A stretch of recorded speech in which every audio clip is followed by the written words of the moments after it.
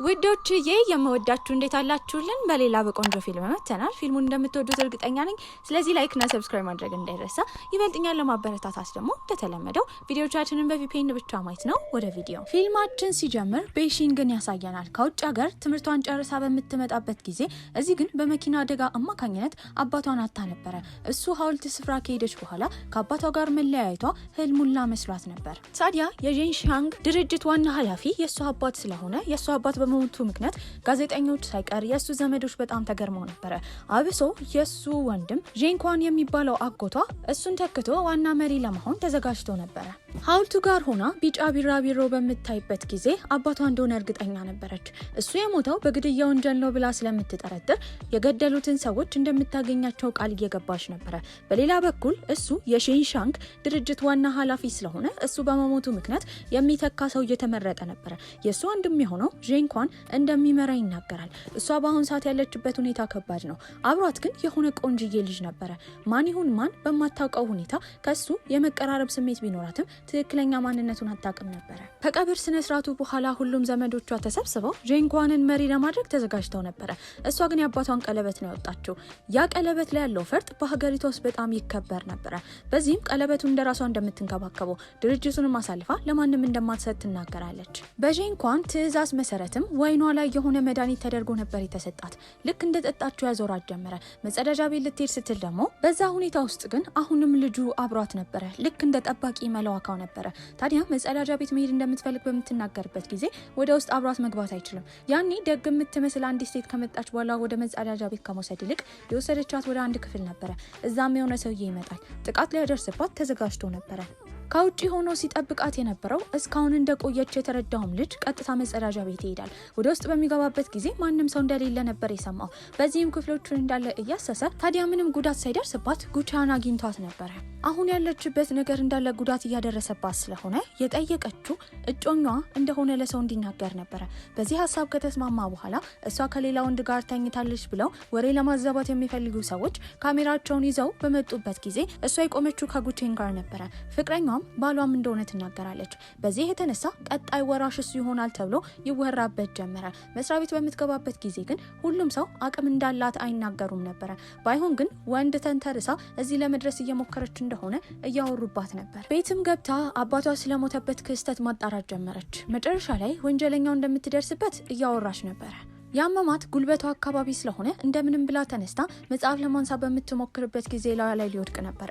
ያኔ የመጣው ጉቼን ነበረ። እሱም ይሸፍናታል፣ እሱም ያረጋጋታል። ታዲያ ነገ ላይ ምንም ነገር በመካከላቸው ቢፈጠር በቻለው መጠን እንደሚጠብቃት እየነገራት ነበረ። ታዲያ ክፍሏ በነበረችበት ጊዜ በቀጣይ ስለምትሰራው ስራ በጣም ተጨንቃ ነበር። በሌላ በኩል እሱ ደግሞ ከጓደኛው ጋር እያወራ የሆነ መረጃ ለማግኘት እየሞከረ ነው። ታዲያ በቀጣይ ቀንም የቦርድ ስብሰባ ተደርጎ ነበረ። አጎቷ ዣንኳንም እሷን እየጠበቃት ነበር። ሁሉም ሰዎቹ እየጠበቋት ነው። አለመምጣቷን የተረዳው ዣንኳንም እሷ በሌለችበት እሱ መሪ መሆን እንዳለበት ስብሰባውላ የምትረግጥ አይነት ሴት እንደሆነች እየተናገረ ነበረ።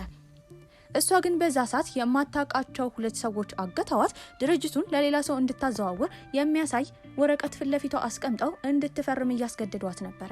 የስብሰባ አዳራሽ ውስጥም ብዙ ሼር ሆልደሮች በሱ ሀሳብ ተስማምተው ነበረ። ታዲያ እሷን ለማስወገድ ተዘጋጅተዋል። ነገር ግን አንድ ሰውዬ ብቻ ነበር ያልተስማማው። መጠበቅ እንዳለባቸው እየተናገረ ነበረ። ስልኳ ላይ ጂፒኤስ የገጠመው ጉቼንም እሷን ለማግኘት ጊዜ አልፈጀም ነበረ። ሰዎቹን ከደበደበ በኋላ ከዛ ያድናታል። ነገር ግን እሷን አቅፎ ወደ ድርጅቱ በሚመጣበት ጊዜ ሌሎች ሰዎች ደግሞ ድጋሚ ወደ ውስጥ እንዳይገቡ ሊያደርጓቸው እያሞከሩ ነበረ። እነሱንም በማሸነፍ ወደ ውስጥ ይዟት ይገባል። ታዲያ እሷም ሰው አግቷት እንደነበረ እየተናገረች ነው። ቁስሏን እንደ ምልክት በማሳየትም አሁን መሪ መሆን ያለባት እሷ እንደሆነች እንጂ ስብሰባ የመርገጥ ሀሳብ እንደሌላት ነበር የተናገረችው። በዚህም ሀሳብ የሆነ ሰው ሊጎዳት እንደሆነ የተረዱት የቦርድ ተሰብሳቢዎቹ እንዳለ በሷ ሀሳብ ተስማምተው ነበረ። ከዛ ሰዓት ጀምሮ መሪ ትሆናለች። ታዲያ ወደ ውጭም እየወጣች እያለ ጉቼን ነበር ያየችው። አሳክቻለሁ ብላ ከተናገረች በኋላ ወዲያው ራሷን ትስታለች። ቤትም ራሷን ከሳተችበት ስትነቃ አጠገቧ ቁጭ ብሎ ነበረ። መጀመሪያ የጠየቀችው ስለ ቁስሉ ነበረ። ሸሚዙን ካወለቀች በኋላ ጀርባውን ታክምለት ጀመረ። በዚህ ሰዓት በጣም እየፈራ ነበር። ወዲያው ግን ስልክ ይደወልላታል። ቲያንዩ ነበረ፣ የልጅነት ጓደኛዋ። ጉዳት እንደደረሰባት ሰምቶ እንዴት እንደሆነች ለመጠየቅ ነበር የመጣው። ጉቼንም በሚያይበት ጊዜ ግን ቲያንዩ ደስተኛ አልነበረም። ቲያንዩ ማለት እጅግ በጣም ታዋቂ ተዋናይ ነበረ። ታዲያ እሷ ጋርም ከመጣ በኋላ ስለ አባቷ ግድያ ቪዲዮ እንዳገኘ ነበር ሲነግራት የነበረው። የአባቷ መኪና የተገለበጠበት ስፍራ የአጎትየው ተላላኪ የሆነ ሰው እሷ ድርጅት ውስጥ በድብቅ የሚሰራ ቪዲዮ ላይ ይታይ ነበረ። የልደት ዝግጅት ላይ መታደም ነበረባት። መሄድ የምትፈልገው ከጉቼን ጋር ቢሆንም እሱ ግን የሚሄድበት ቦታ እንዳለ ስለነገራት የሄደችው ከቲያኒው ጋር ነበረ። ታዲያ ሀብታም ያልመሰላቸው የእሷ ዘመዶችም ጥቅም ከሌለው ሰው ጋር ነው የምትመጣው ብለው ገምተው ነበረ። ነገር ግን እሱ በጣም ታዋቂ እንደሆነ ሲረዱ አፍረው ነበረ። እሷም ከዛ ከወጣች በኋላ ወዲያው መረጃ ለማግኘት የአጎትየውን ቤት ታስስ ጀመረ። ነገር ግን እዛ ክፍል ውስጥ በነበረችበት ጊዜ አጎትየውና የሆነ ሰውዬ ነበር ወደ ውስጥ የገቡት። አጮልቃ በምታይበት ጊዜ አጎትየውና ጉቼን እያወሩ ነበረ። ታዲያ እስካሁን የቀረባት የውሸት እንደሆነና የአጎቷ ተላላኪ እንደሆነ ነበር የጠረጠረችው። እሱም በሚወጣበት ጊዜ አይቷት ነበረ። እሷ የተደበቀችበት ቦታ ከተደበቀ በኋላ ነገሩን ለማስረዳት ከባድ እንደሆነ ከዚህ ሲወጡ ሁሉን ነገር እንደሚነግራት እያሳወቃት ነው። እሷ ግን ልትሰማ እንኳን አልፈለገችም ነበረ። ምንም ቢሆን ግን ሲቀርባት ልቧ ይመታ ነበር። ከዛም አቅፎ ነበረ ይዟት የወጣው። እንደ ድንገትም ቲያኒው ይመጣል። ሁለቱ ሲጨቃጨቁ በሚያይበት ጊዜ ጉቼን እሷን ለመጉዳት ቢሞክር እንደሚገለው ቲያኒው እየነገረው ነበረ። በሌላ በኩል ጉቼን ቤት በነበረበት ጊዜ እንዴት ብሎ ለእሷ ነገሩን ማስረዳት እንዳለበት ግራ ገብቶታል። ምንም ቢሆን ግን ባትፈልገው ብትገፋው ራሱ እሷን እንደሚጠብቃት ለራሱ እያሰበ ነበረ። በመቀጠልም ጓደኛው ነበር የደወለለት። ታዲያ የእሷን አጎት የቀረቡበት ምክንያት መረጃ ለማግኘት ነበረ። በቀጣይ ቀንም ቁርስ ይዞላት ይመጣል። ልክ ስታየው ያስታወሰችው የሆነ ቀን ላይ ብታገኘው ከዛ ጊዜ ጀምሮ በተደጋጋሚ ቤቷ እየመጣ ቁርስ ሲያቀርብላት ሲንከባከባት የነበረውን ጊዜ ነበር። በዚህም ለሷ ሲነግራት የነበረው ወደ ውስጥ ከገባ በኋላ ምንም ቢሆን እንደማይከዳት ነገሩን ግን አሁን ማስረዳት እንደማይችል ይነግራታል። በዚህም ድጋሚ ልትቀጥረው አስባ ነበረ። እንደ ቦዲጋርዷ ሆናል። መስሪያ ቤት አንድ ላይ ሲሄዱ ግን ልክ እንደ ባልና ሚስት ነበሩ። ታዲያ ቲያኑም ለሷ ደውሎላት ስለ አባቷ ግድያ መረጃ እንድትሰበስብ ነበር የነገራት። የድሮ ፋይሎች የሚቀመጡበት ስፍራ ለመሄድ ነበር ያሰበችው። እንደ አጋጣሚ ሆኖ ጉቼንም እዛ ሆኖ መረጃ ለማግኘት እያሰበ ነበረ። በዚህም እሷ ትመጣለች። እንዳታየው ተደብቆ ነበረ። ነገር ግን ፋይል ጭንቅላቷ ላይ ሊወድቅ ሲል ግድ እሷን ለመጠበቅ ራሱን ማሳየት ነበረበት። እዛ እያሉ መብራት ጠፍቶባቸው ነበረ። ሊወጡ ሲሉ ደግሞ በሩ ሁላ ተዘግቶ ነበረ። በዚህም ሁለቱ ቁጭ ብለው በሚያወሩበት ጊዜ ሲነግራት የነበረው ፍላሽ እንዳለ፣ ፍላሹ ላይ ደግሞ መረጃ ማግኘት እንዳልቻሉ ነበረ። ስለ አባቷ ግድያ ትክክለኛ መረጃ ማግኘት አልቻለችም። በዚህም ግን ሲያጽናናት የነበረው በምንም አይነት ሁኔታ አብሯት መሆን እንደሚፈልግ ነበረ። ስለበረዳትም እዛ አቅራቢያ ያለ ብርድ ልብስ ይዞላት ይመጣል። ታዲያ ግን ከድርጅቷ እዛ ቪዲዮ ላይ ያለውን ሰው ለማባረር ነበር ያሰበችው። ታዲያ በሩ እስኪከፈትላቸው ድረስ ተኝታው ነበረ። ልክ መብራት ሲመጣ በሩ ይከፈታል። እሱም አቅፈው ነበር ወደ ክፍለ ወሰዳት።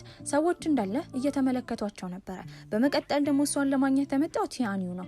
መስሪያ ቤት ውስጥ የሚሰሩ ሴቶች እንዳለ በግርምት ነበረ ሲመለከቱት የነበረው። እሷ ድርጅት ውስጥ የሚሰራውን ሰውዬ ለማባረር ተዘጋጅታ ነበረ። ወደ ውስጥ ከጠራችው በኋላ እውነቱ እንዲናገር ትጠይቋለች። እሱ ግን አልዋሸም ነበረ። ታዲያ ምን ማድረግ እንደምትፈልግ ይጠይቃታል። እንደማታባረረው እርግጠኛ ሆኖ ነበረ። ከዛ ከወጣ በኋላ አንዲት ሴት ፋይል ልትሰጠው መታ ነበረ።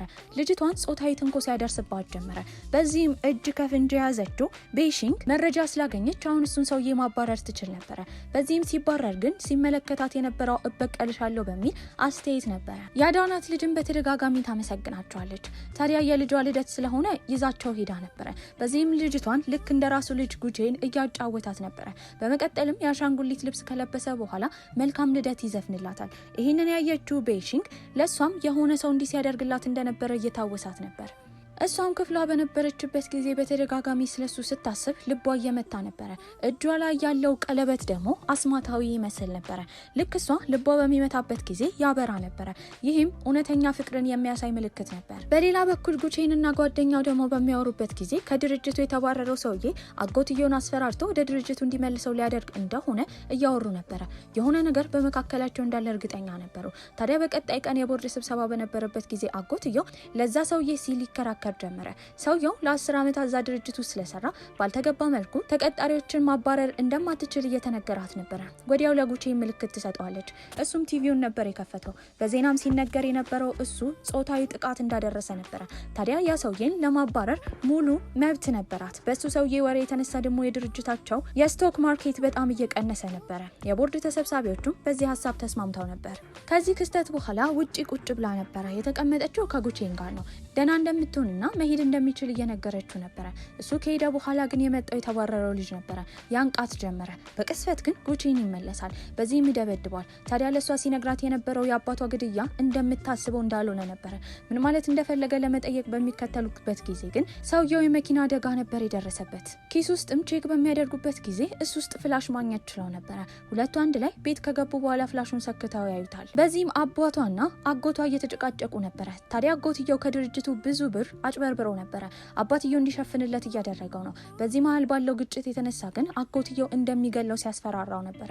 ታዲያ ይሄንን ካዩ በኋላ እንደ መረጃ መውሰድ አይችሉም። እንደሚገል አስፈራራ እንጂ እሱ እንዳደረገው የሚያሳይ ምንም ነገር አልነበረም። ነገር ግን አጎትየው ያጭበረበረበትን ፋይል ማግኘት ችለው ነበር። በዚህም ይሄንን ነገር አንድ ላይ ካጣመሩ በኋላ መክሰስ እንደሚችሉ አስበው አጎትየውን ለማግኘት ጉቺን ለመሄድ አስበው ነበር። በዛ ሰዓት ግን ለሷ ራሷን እንድትጠብቅበት ጉዳት ሲደርስባት ምልክት እንዲታየው ሰዓት ሰጥቷት ነበር። በዛ ሰዓት አማካኝነት ያወራውን ነገር እንዳለ ሰምታለች። በዚህም እሷ ለመሄድ ነበር ያሰበችው። ቀድማው አጎትየው ጋር ትሄዳለች። ለአጎትየውን ፋይሉን በማሳየት ፍላሹን በማሳየት አደጋ ላይ እንደሆነ ለፖሊሶች ያጠፋውን ጥፋት እንዲያምን ነበር ስትነግረው የነበረው። እሱ ግን እንደማያምን ፋይሉንና ፍላሹን እንድትሰጠው ካልሆነ ከዚህ ቤት እንደማትወጣ እየነገራት ነበር። በዚህም ስትናገር የነበረው ከዚህ ቤት በደህንነት ካልወጣች ፋይሉና ፍላሹ ላይ ያለው ቪዲዮ ለፖሊሶች እንደሚለቀቅ ለሰዎች አስጠንቅቃ ወደዚህ እንደመጣች እየነገረችው ነበር። አጎትየውን በሰላም ይለቃታል። ታዲያ ግን መንገድ ላይ ያለች ሁለት ወንዶች ሊያግቷት መጥተው ነበር። እስካሁን የት እንደሆነች የማያውቀው ጉቺንም በተደጋጋሚ ስልክ እየደወለላት ነው። ችግር ላይ እንደሆነች በተረዳበት ጊዜ ወዲያው ወደ እሷ ነበር የሄደው። ታዲያ በአቅጣጫ መጠቆሚያው አማካኝነት እሷ ወንዙ ዳር ሰዎች እየገፈተሯት እያለ ነበር የደረሰው። ልክ ወንዝ ውስጥ ስትገባ እሱም ዘሎ ገብተው ነበረ። ሊያድናትም ችሏል። ይህ ክስተትም ወደ ድሮ ይመልሰናል። ከ3 ዓመት በፊት እነሱ በጣም የሚዋደዱ ፍቅረኛሞች ነበሩ። እንደ ድንገት የመኪና አደጋ ይደርስባቸዋል። በዚህ አጋጣሚ እሷ ትልቅ ኮማ ውስጥ ገብታ ነበረ። ራሱን ከመኪና አደጋ ካወጣ በኋላ እየጎተተ የወሰዳት ወደ ሰርጀሪ ክፍል ነበረ። ታዲያ ሰርጀሪ የሚደረግላታል። ነገር ግን ቤይሺንግ ባጋጠማት ከባድ ችግር አማካኝነት ኮማ ውስጥ እንደሆነች መቼም ላትነቃ ሁላ እንደምትችል ዶክተሮች ነግረውት ነበረ። በዚህም በዛ ጊዜ በነበረው በጣም ጠቃሚ የሆነ የኤሌክትሮኒክስ ዲቫይስ አማካኝነት አይምሮአቸው ተገናኝቶ እሷ ምናባዊ አይምሮ ውስጥ ገብቶ እንድትነቃ ለማድረግ ነበር ያሰበው። በዚህ እርዳታ አማካኝነት እንድትነቃ አድርጓት ነበረ። ነገር ግን እሱ እንደዚህ አይነት ክስተት ውስጥ ስለገባ እሷን ትንሽ ነበር የሚያስታውሳት። ከ3 ዓመት በፊት የነበራቸውን የፍቅር ግንኙነት በደንብ አያስታውስም ነበረ።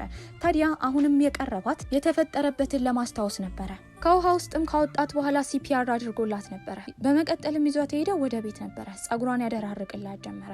በመካከላቸው ከባድ መቀራረብ ተፈጥሮ ነበር። መቀጠል ስላልቻለ ግን ሶፋው ጋር ሄዶ መተኛት እንደሚፈልግ ይነግራታል። ታዲያ እሷን ለመጠበቅ ዛሬ እሷ ቤት ነበር ያደረው። ሁለቱም ግን ለመተኛት በጣም ከብዷቸው ነበረ። አጎትየውም ቤቷ እንዲፈተሽ ካደረገ በኋላ ፍላሹን ማግኘት ችሎ ነበር። ታዲያ አሁን እሷ ያለችበት ቤት ለአደጋ የተጋለጠ ስለሆነ ከዚህ ቤት መውጣት እንዳለባቸው እየነገራት ነበረ። በዚህም ግን ወዲያው የሱ ጓደኛ ሊንሞ ነበር የደወለለት። እነሱ የነበራቸውን መረጃ እንደተሰረቁ ይነግረዋል። በእርግጠኝነት ይህንን ያደረገው ጄንኳን እንደሆነ ስለሚያውቅ ቀጥታ እሱ ጋር ነበር ሄደው። ታዲያ በተመሳሳይ ሁኔታ ደግሞ እሱ ችግር እንዳይደርስበት እሷም ተከትላው ነበረ። ታዲያ ጄንኳን እሱ ከዚህ እንዲወጣ እያስፈራራው ነበረ። በመቀጠልም ሽጉጥ አውጥቶ ይደቅንበታል። ነገር ግን እሷ ወደዛ በምትመጣበት ጊዜ የሰማችው የሽጉጥ ድምጽ ነበረ። በዚህም በጣም ትደነግጣለች። ሽጉጡ በሚተኮስበት ጊዜ ግን ጉቺን ባለው ብቃት አማካኝነት መሸለት ችሎ ነበረ። ከጄንኳን እጅ ላይም በቀላሉ ያንን ሽጉጥ መቀበል ችሏል። ታዲያ እሷ ይዛ የመጣችው የተለያዩ ፖሊሶችን ስለሆነ እዛው በቁጥጥር ስር ነበር የዋለው። ታዲያ ግን ጄንኳን ከመውጣቱ በፊት የተናገረው ለገንዘብ ሲል መቼም ቢሆን ወንድሙን እንደማይገል ነበረ። ይሄ ቃል ሁሉን ነገር ግራ እንዲገባትና ከመጀመሪያው እንድታስብ ነበር ያደረጋት። በዚህ ውጥንቅጥ አማካኝነት በተደጋጋሚ ከድርጅት ውስጥ የተለያዩ ሰዎች እየታሰሩ ስለሆነ የድርጅቱ አክሲዮን በጣም ቀንሶባቸው ነበረ። በዚህ የተነሳ አዲስ ሀሳብ ማምጣት ነበረባት።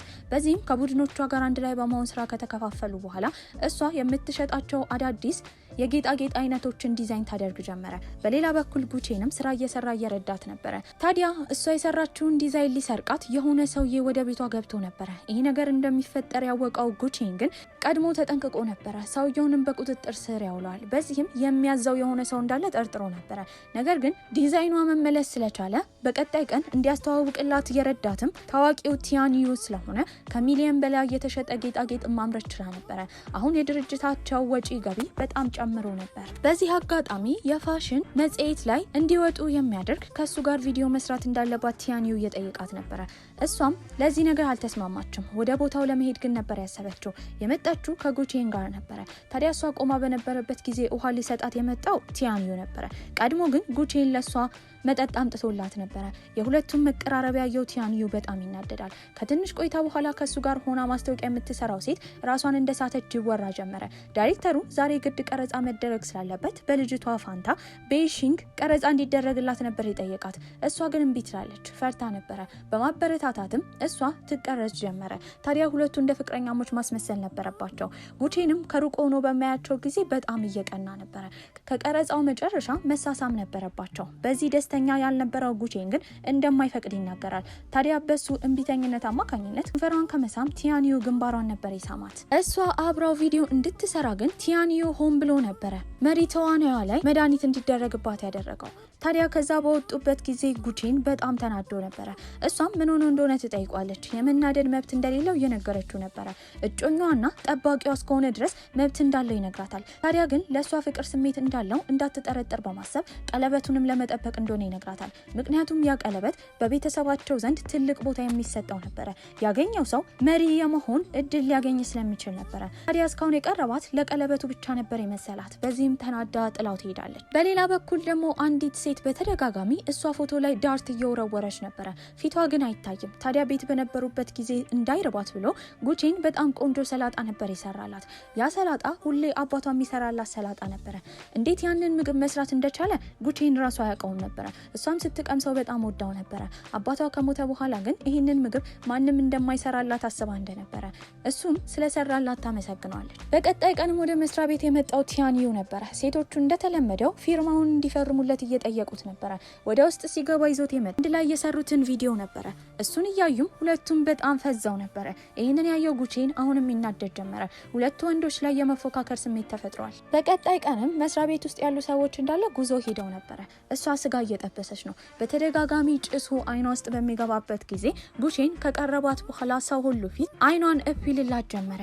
ያኔ ቲያኒዩ በሚያይበት ጊዜ ተናደው ነበር። የሚያዩት ጓደኞቿ እንዳለ በጣም ቀንተውባት ነበረ። ሁለቱ ቆንጆ ወንዶች ለሷ ብለው ይፎካከራሉ። በመቀጠልም ከቲያኒዩ ጋር ወክ በምታደርግበት ጊዜ ሲነግራት የነበረው ከልጅነታቸው ጊዜ ጀምሮ በመቀጠልም ከጓደኛዋ ቲያኒዩ ጋር በምትራመድበት ጊዜ ልጅነታቸውን አስታውሰው በልጅነታቸው ጊዜ ጀምሮ አብራ የነበረችው እሷ ስለሆነች ሊያጣት እንደማይፈልግ ነበር የነገራት። በመቀጠልም ወደ ክፍሏ ሸኝቷት ነበረ። የሆነ ሰው ከኋላ ሆኖ ፎቶ እያነሳቸው ነበር። ታዲያ ወደ መዋኛ ገንዳ ለመሄድ ባሰበችበት ጊዜ እዛ ከላይ ልብስ ያለበሰውን ጉቼንን ነበር ያገኘችው። ወደ ውሃ ውስጥ ልትገባ ስትል ልትወድቅ ነበረ። በዚህም እሱ ይዛታል። እሱም ወደ ውስጥ እንድትገባ ረድቷት ነበረ። በዚህም አብረው በነበሩበት ጊዜ ተነስታ ልትሄድ ስትል ደግሞ እግሯን ወለም ይላታል። ቁጭ ብሎ እግሯን እያሸላት ነበረ። ያልሆነ መቀራረብ በመካከላቸው ተፈጥሯል። እሱም ማተኮር በጣም ከብዶት ነበር። ታዲያ አባቷ ሁሌ ወደ ሚያዘወትርበት ክፍል በሚገባበት ጊዜ እሱ እንደ ስጦታ የሰጣትን አሻንጉሊት የሰራችውንም ዲዛይን ነበር ያየችው። ሁሉም አይነት ጌጣጌጥ ትልቅ መጠንቀቅ እንደሚያስፈልገው እየነገረችው ነበረ። አባቷን እያስታወሰች ሲከፋት ስለነበረ ያቅፋታል። ታዲያ በሚመለሱበት ጊዜ ባስ ውስጥ አጠገብ ላጠገብ ነበር የተቀመጡት። በእነሱ ግንኙነት ደስተኛ ያልሆነው ቲያኒዩ ነበረ። ይባስ ብሎም ቲያኒዩ እሷን ወደ ክፍሏ ሲሸኛት የሚያሳየው ቪዲዮ ተለቆ ነበረ። የስራ ባልደረቦቿን ጨምሮ ቤት ስትደርስ ደግሞ ጋዜጠኞች በዚህ ነገር ከበው ጥያቄ እያበዙባት ነበረ። ያኔ የሸፈናት ጉቼን ነበረ። ትክክለኛውን እውነታ እንዲያጣሩ በመናገር ይሄዳል። ታዲያ ነገሮች እንደዚህ ከቀጠሉ አሁንም ድርጅቷ ቀውስ ውስጥ ሊገባ ነበረ። በዚህም እሱ ጋዜጣዊ መግለጫ መስጠት ጀመረ። እሱ እጮኛዋ እንደሆነ በቲያኒዩና በሷ መካከል ደግሞ ምንም እንደሌለ የልጅነት ጓደኛሞች እንደነበሩ ይናገራል። እሱ ብቻ ሳይሆን ቲያኒዩ ራሱ ጓደኛዋ ብቻ እንደሆነ ቪዲዮ ሰርቶ ለቆ ነበረ። እንዲህ እንዳመነላት ያየችው ቪዲዮ የቀረጸቻቸው ልጅም በጣም ተናዳ እሷ ፎቶ ላይ በተደጋጋሚ ዳርት ተወረውር ጀመረ። ታዲያ በመቀጠልም ባይሺንግ መንገድ ላይ እየተራመደች እያለ የቲያኒዩ አድናቂዎች ቅጠል እየወረወሩ ያበሽቋት ጀመረ። እሷ ለቲያኒዩ እንደማትገባ እየተናገሩ ነበረ። አሁንም ያዳናት ጉቼን ነበረ። ታዲያ ክፍሏ ቁጭ ብላ በነበረበት ጊዜ መልእክት ይላክላታል። እውነቱን ማወቅ ከፈለገች ወደ ፎቁ ቴራስ እንድትወጣ ነበር የተነገራት። በዛ ሰዓት ጉቼን ደግሞ ከጓደኛው ጋር ነበረ። ታዲያ በተደጋጋሚ እሷን የሚሰድቡ ኮሜንቶች፣ ቪዲዮ ቀርጾ የለቀቀውን ሰውዬ ማንነት አውቀው ነበር። ልጅቷ ሴት እንደሆነች እያጣሩ ነው። በዛ ሰዓት በተደጋጋሚ ጉቼን ግን ስለ ባይሺንግ በመጨነቅ ስልክ እየደወለላት ነበር። እሷም ቴራስ ላይ በወጣችበት ጊዜ ያገኘቻት ከዚህ ቀደም የሷ ድርጅት ተቀጣሪ የሆነችው ነገር ግን ቲያኒውን በጣም የምታደንቀው ሴት ነበረች። እሷ እንደጠፋች የተረዳው ጉቼንም አድራሻዋን በሚመለከትበት ጊዜ ቪዲዮን ፖስት ካደረገችባት ሴት ጋር አንድ ላይ ቴራሱ ላይ እንዳሉ ሊንሞ ነበር የነገረው። በዚህም እሷን ለማግኘት ወደ ቴራሱ ይወጣል። በዛ ሰዓት ልጅቷ ልትገፈትራት ነበረ። አሁንም ያዳናት ጉቼን ነው። ልጅቷ ልትታሰር ስትልም የመጣው ቲያንዩ ነበረ። ታዲያ ከሚወዳቸው ሰዎች አድናቂዎቹ ራሱ ቢሆኑ ሊለዩት እንደማይችሉ ነበር የተናገረው። ባይሺንግና ጉቼንም ቤት በነበሩበት ጊዜ ሁሌ ሊጠብቃት የሚፈልገው ሰው እሱ እንደሆነ፣ ታዲያ ፍቅረኛው እንድትሆን ነበር የጠየቃት። ሁለቱም ፍቅረኛሞች ይሆናሉ። ያን ቀን አብረው ነበር የተኙት። ታዲያ እሱ በጧት ተነስቶ እየቀሰቀሳት ሮማንቲክ እየሆኑ በነበረበት ጊዜ በሩን ያንኳኳው ቲያንዩ ነበረ። ጉቼን አሁንም እሷ ጋር እያደረ እንደሆነ ሲረዳ ቲያንዩ በጣም ተናዶ ነበረ። ስለ እሱን ለማጣራት ነበር ያሰበው። ወደ ውስጥ ይገባል። ምግብ መብላት እንደሚፈልግ ነበር የተናገረው። ምግብ ሲሰሩ እነሱ ፍቅር እየተጫወቱ ነበረ።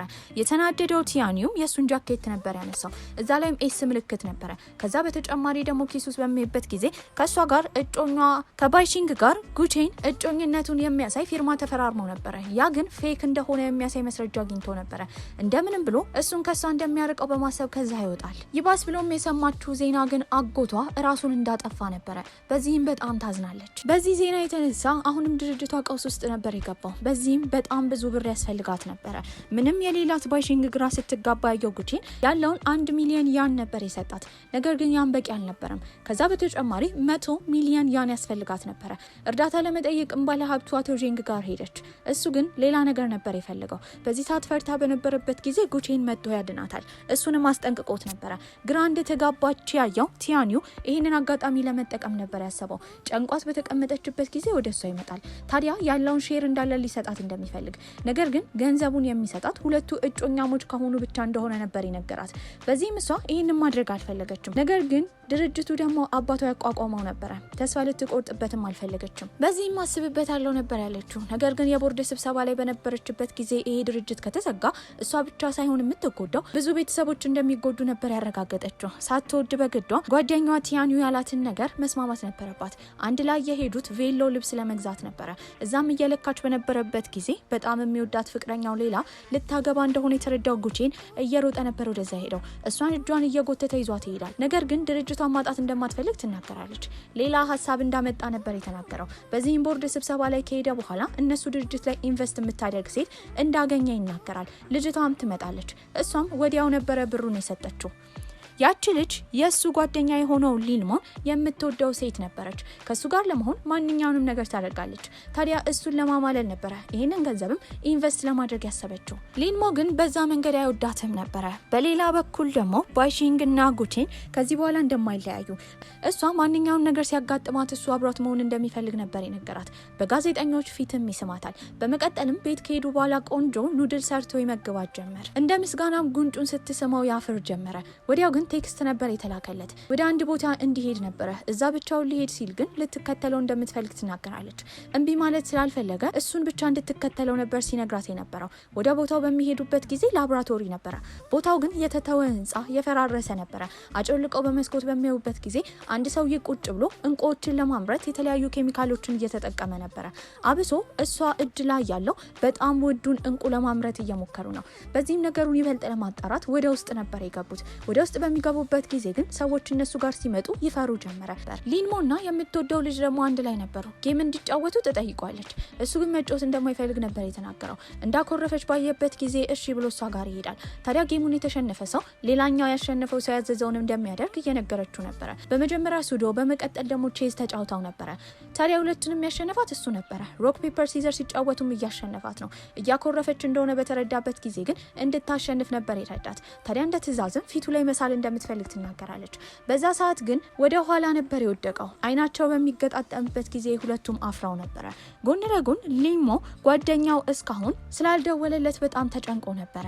መደበቅም ነበረባቸው። ታዲያ ግን እዛ ያለችው ዶክተር ስልክ አውርታ ነበረ። ዋና ኃላፊው ወደዚህ እንደሚመጣ ተናግራለች።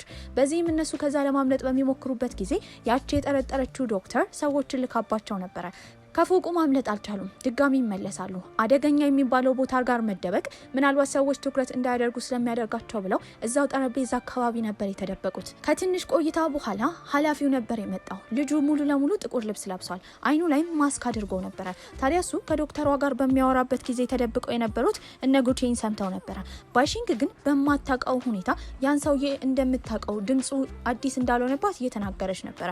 በእውነትም የእሷ የልብ ጓደኛ ቲያኒው ነበረ ሁሉን ነገር የሚያዘው። ታዲያ እንደምንም ብለው ከዛ ሮጠው ለማምለጥ ሲሞክሩ ዶክተሯ ልትተኩስ ነበረ።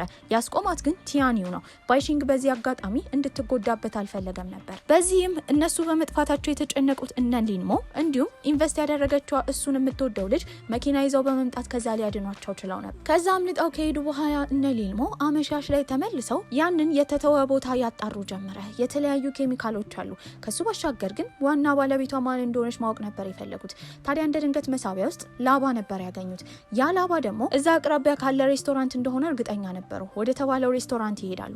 በዚህም እዛ በሄዱበት ጊዜ ባለቤቷ እንደሌለችና ከትንሽ ቆይታ በኋላ እንደምትመጣ ነበር የተነገራቸው። ቁጭ ብለው ይጠብቋታል። ልጅቷም አበባ ይዛ ነበረ። አበባው ላይ ያንን ያዩት ላባ ነበረ። በዚህም ማን ስጦታ እንደሰጣት ይጠይቋታል። እሷም ጓደኛዋ እንደሰጣት ነበር የተናገረችው። ማንነቱን ግን አላሳወቀችም ነበረ። ታዲያ እነሱ ከሄዱ በኋላ ወዲያው ስልክ የደወለችው ለቲያኒው ነበረ።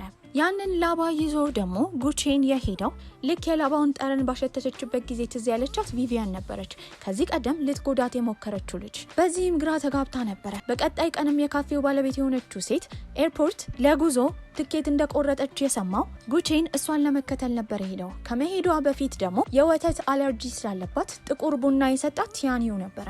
ስለሚንከባከባት በጣም ተወደው ነበረ። ትንሽ ከተራመደች በኋላ ግን ራሷን ትስታለች። የተከተላት ጉቼንም ምንም ማድረግ ስለማይችል ይዟት ሄደው ወደ ሆስፒታል ነበረ። ታዲያ የጠጣችው ቡና ውስጥ የወተት ፓውደር እንደነበረ ሰው ሆን ብሎ አለርጂ መሆኗን አውቆ ሊጎዳት እንደፈለገ ነበር የደረሱበት። በሌላ በኩል ሊንሞን የምትወደው ልጅ ልደቷ ደርሶ ነበረ። ታዲያ እሱን አብረኸኝ አሳልፍ ስትለው እምቢ ስላላት ሁሉንም ሰው የልደት ግብዣ ላይ ለመጥራት ነበር ያሰበችው። ጉቼን አልተመቸውም። በዚህም ባይሺንግን ጠርታት ነበረ። ታዲያ ለሷም ሊንሞን እንደምትወደው ስትነግራት መልሶ እንዲወዳት ምን ማድረግ እንዳለባት መክራት ነበረ። እሱ ጋርም ቆንጆ ቀሚስ ለብሳ ነበር ሄደችው። ልታማልለው ትሞክራለች። እሱ ግን በቀላሉ የሚማልል አይነት ወንድ አልነበረም። በዚህም ግን ልትወድቅ ስትል ከያዛት በኋላ መልካም ልደት ይላታል። ታዲያ እዛ መናፈሻ ውስጥ የነበረችው ባይሺንግ ደግሞ ከዚህ ቀደም እሱና እሷ የዋኙበት ቦታ ጋር ሆና ስለሱ እያስታወሰች ነበረ። ሊንሞ ማመሻሽ ላይ አብሯት ከልጅቷ ጋር ከዋኘ በኋላ እንደሚወዳት ይነግራታል። እንደ ስጦታ አንገት ሐብል ሰጥቷት ነበረ። ሆስፒታል ያለችው ሴትም ትነቃለች። ታዲያ ሆን ተብሎ የወተት ፓውደር እንደተደረገባት ነበረ የተነገራት። ታዲያ ሆስፒታል ውስጥ ያለችውም ልጅ ልትነቃ ነበረ። በዚህ ሰዓት ግን ዶክተር የመሰለ አንድ ሰው ይመጣል። እሱም ግሉኮሷ ውስጥ መርዝ ከቶ ነበረ። ወዲያው የያዘችውን ሻንጣ ማጣራት ጀመረ። እሱ ከወጣ በኋላ ከትንሽ ቆይታ በኋላ የመጣው ጉቼን ነበረ። ሆን ተብሎ ቡና ውስጥ የወተት ፓውደር እንደተደረገ ነበር የነገራት። ታዲያ እነሱን እያወራቻቸው እያለ ግን ግሉኮስ ውስጥ የተደረገው መርዝ ወደ ሰውነቷ ስለገባ ወዲያው ደም ትተፋ ጀመረ። ታዲያ ዶክተሩም ለማምለጥ በሚሞክርበት ጊዜ ባይሺንግን ይዟት ነበረ። ያኔ ጉቼን ያለውን ካርድ በማወርወር አይኑን ሊመታው ይችላል። ታዲያ ከልጁ ጋር ስትጓተት የያዘውን ወረቀት ቀምታው ነበረ። ግማሹ ተቀዶ እሷ እጅ ላይ ነበር የቀረው። በቀጣይ ቀንም መስሪያ ቤት በነበረችበት ጊዜ የመጣው ቲያኒው ነበረ። ታዲያ ጉቼን ሁል ጊዜ ኪስ ውስጥ የሚይዘው ጌጥ እንዳለ፣ እዛ ጌጥ ውስጥ ደግሞ ቁርጥ እሷን ከምትመስል ሴት ጋር ፎቶ ተነስቶ እንደነበረ፣ ያንን ፎቶ እንደማታውቀው እርግጠኛ እንደሆነ፣ ታዲያ ያቺ ሴት ስለሞተች ለእሷ መተኪያ እንደሚጠቀማት ነበር ይነገራት። ይህንን የሰማችው ባይሺንግ በጣም ትናደዳለች። እስካሁን የነበራቸው የፍቅር ግንኙነት እንዳለ ውሸት እንደሆነ ነበር ያሰበችው። ሊያናግራት ቤቷ ድረስ ቢመጣ ቢሞክር ጭራሽ ልሰማ አልፈለገችም ነበረ። መስሪያ ቤት ውስጥ እንደተጣሉ ሰዎች እንዳላውቀው ነበረ። እንዲታረቁ ሁሉም ምኞታቸው ነው። ታዲያ ሁለቱ እንደተጣሉ ያወቁት ሊንሞና ፍቅረኛውም ሁለቱን አንድ ላይ ለማድረግ እያሰቡ ነበረ። ታዲያ እንደ ድንገት እሱ ቢከተላትም ሊያናግራት ቢሞክርም እምቢ ብላ ነበር። ቤት ከገባች በኋላ በሩን ቁልፍ አድርገዋለች። ነገር ግን እዛ ቤት ውስጥ የሆነ ሰው እየተከታተላት ነበረ። በዚህም ጨለማ ስለነበረ ለመሄድ ስትሞክር እንደ ድንገት ሰውየው ነበር የያዛት። ቤት ውስጥ ሆኖ ይታገላት ጀመረ። ከውጪ ሆኖ ደግሞ በሩን እንድትከፍት በተደጋጋሚ ጉቼን እየሞከረ ነበረ። ወደ ውስጥ በመግባትም ሰውየው ጉዳት ሳያደርስባት ሊከላከልላት ችሎ ነበረ። ታዲያ ሰውየው ግን ስለታወቀበት በቀላሉ ከዛ መውጣት ስላልፈለገ ስለቱን ነበር ያወጣው። በዚህ ስለትም የወጋው ጉቼንን ነበረ። ምንም ማድረግ ስለማትችል በፋሻ ትጠቀልልለታለች። ስለተጎዳም በጣም አዝና ነበረ። እሱም ያን ይሄን አጋጣሚ በመጠቀም ታሪኩን ይናገር ጀመረ። ኬስ ውስጥ ሁሌ የሚያደርገው ሰዓት ውስጥ ያለችው ልጅ ፍጹም ከሷ ጋር እንደምትመሳሰል ለመጀመሪያ ጊዜ ሆስፒታል ውስጥ እንዳያት፣ ልክ እንዳያትም እሱ የድሮውን ስለማያስታውስ ምናልባት ትረዳዋለች ብሎ እሷን እንደቀረበ ሲቀርባት ጊዜ ጀምሮ ግን ከልቡ እንደሆነና ለማንም ሰው መተኪያ እንዳልሆነች ነበር የነገራት። በዚህም ትታረቀዋለች። ሌላኛው ደግሞ ቲያንዩ ነበረ። እሷ ከሌላ ሰው ጋር ስትሆን ማሰብ ራሱ ያቃጥለው ነበረ። ታዲያ ሁለቱ ፍቅረኛሞች ደስተኛ ሆነው ነበረ በቀጣይ ቀን ከእንቅልፋቸው የነቁት። አሁንም የመጣባቸው ቲያንዩ ነበረ። አበባ ይዟል። እንደተጣሉ ቢያስብም እንደተታረቁ ባየበት ጊዜ በጣም ተናደው ነበር። እሷ የሌላ ስትሆን ማየት እንደማይችል እየተናገረ ነው። ታዲያ ሁለቱ ፍቅረኛሞች መስሪያ ቤት ውስጥ አንድ ላይ ሲሰሩ ሁለቱም ደስተኛ ነበሩ። ታዲያ ተኩራ ስራ ስትሰራ በጣም ቆንጆ እንደሆነች እየነገረ እያሽኮረመማት ነበር። በመቀጠልም መጥቶ አጠገቧ ነበር የተንበረከከው። የአግቢን ጥያቄ ይጠይቃታል። ከዚህ በኋላ ከሷ መራቅ አልፈለገም ነበረ። እሱ ብቻ ሳይሆን ሊንሞ ራሱ ፍቅረኛውን እንድታገባው ጠይቋት ነበረ። ሁለቱም አንድ ላይ የሄዱት የሙሽራ ቀሚስ ለመለካት ነው። ሊንሞም ፍቅረኛውን በሚያይበት ጊዜ ድርቅ ብሎ ነበር የቀረው። በተመሳሳይ ሁኔታ ጉቼንም ባይሺንግን በሚያይበት ጊዜ ለ5 ሰከንዶች ያህል መናገር ከብዶት አፍጥጦ እየተመለከታት ነበር። ሁለቱ ደስተኛ እንደሆነ የተረዳው ቲያንዩ ከዚህ በኋላ ከሷ መራቅ ስለማይፈልግ ትክክለኛ ማንነቱን ማሳየት ነበረበት። ጋርዶቹንም እሷን እንዲያግቱና ጉቼንን እንዲገሉት ነበር ትዕዛዝ የሰጠው። ከሱ ተለይታ በምትራመድበትም ጊዜ ያግቷታል። በቀጣይ ቀን የነቃችው የማታውቀው ክፍል ውስጥ ሆና ነበረ። ታዲያ ግራ ተጋብታ ሳለ ከኋላ የሆነ ሰው ነበር ያቀፋት። ቲያንዩ ነበረ። ለምን ለጉቼን ይቅርታ እንዳደረገችለት ይጠይቃታል። እሱ አንድ ጥፋት ሲያጠፋ ይቅርታ እንደማታደርግለት ለጉቼን ግን በቀላሉ ይቅርታ እንደምታደርግ እየነገራት ነበረ። በዚህም በጣም ፈርተዋለች። የማንም እንደማትሆንና የእሱ ብቻ እንደምትሆን እየተናገረ ነበረ። እሷ እንደታገተች የተረዳው ጉቼንም ያለችበትን ስፍራ አውቆ ነበረ። ታዲያ ቲያንዩ ቤት በሄደበት ጊዜ ቦታው ላይ ብዙ ጋርዶች ነበሩ። ለሱ ግን ያን ያህል ከባድ አልነበሩም። ከሁሉም ጋር ይደዋደብ ጀመረ። በመጨረሻ የወጣው ቲያንዩ ነበረ። እሷ ደግሞ ከላይ ሆና በመስታወቱ እየተመለከተች ፍቅረኛዋ ሲደበደብ ማየት በጣም ከብዷት ነበረ። ቲያንዩ ወዲያው ያወጣው ሽጉጡን ነበረ። በዚህም ጉቼን እግር ላይ ነበር የተኮሰበት። እሷም ትጮህ ጀመረ። እንዴት ብላ ከዚህ ማምለጥ እንደምትችል ግራ ገብቷታል። በዚህም እጇ ላይ ባለው ቀለበት አማካኝነት በጣም ጠንካራ ስለሆነ ጠርሙሱን ነበር የሰበረችው። ለሱ ስትልም እየሮጠች ከወረደች በኋላ በተደጋጋሚ እንዲያቆም እየጠየቀችው ነበረ። የተናደደው ቲያንዩ በሚተኩስበት ጊዜ እሷ እንዳትመታ ፊትለፊት የሸፈናት ጉቼን ነበረ። በዚህም የተነሳ እዛው ራሱን ይስታል። ጓደኞቹም ወደ ቦታው ደርሰው ነበረ።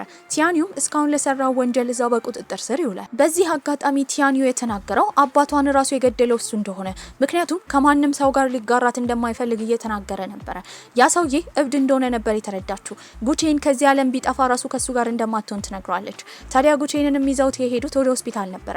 ለረጅም ጊዜ ሰርጀሪ ይደረግለታል። ዶክተሩም ከወጣ በኋላ ከልቡ ሽጉጡ 2 ሚሊ ሜትር ብቻ እንደራቀ፣ ታዲያ በተሳካ ሁኔታ ሰርጀሪው ቢያልቅም መቼ እንደሚነቃ ግን እንደማይታወቅ ነበር የተነገራቸው። በዚህም እሷ በጣም እየከፋት ነበረ። ግራ ገብቷታል። ቀናቶች ባለፉ ቁጥር እየነቃ አልነበረም። ተስፋ እየቆረጠች ነው። መንገድ ላይ ስትራመድ የሱ ድምጽ ነበር ሲሰማት የነበረው። ሰውነቷን የሆነ ግራ የሚያጋባ መንፈስ እየወረራት ነበረ።